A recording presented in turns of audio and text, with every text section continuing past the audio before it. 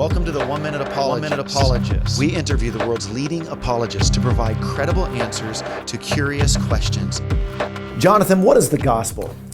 One of the great paradoxes in the Old Testament is how can God be just and simply forgive the guilty who should be condemned? There's a proverb in Proverbs chapter 17, verse 15, which says that he who acquits the guilty or condemns the innocent, both of them alike are an abomination before God. And so this presents an enigma.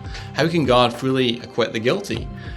He's perfectly holy, he's perfectly just, and as such, he must come against sin with perfect righteousness.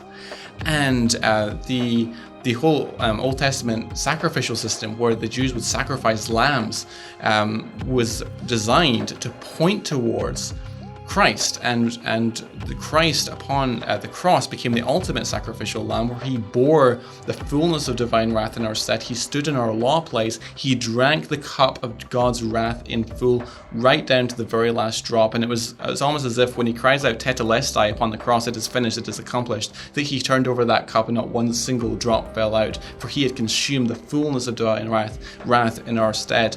To give an illustration, times have told that nomadic tribes once roamed ancient Russia, and the tribe that ruled the choicest hunting grounds was ruled by a particularly wise and strong chief, who ruled not only because of his superior strength, but also because he ruled with utter fairness and impartiality.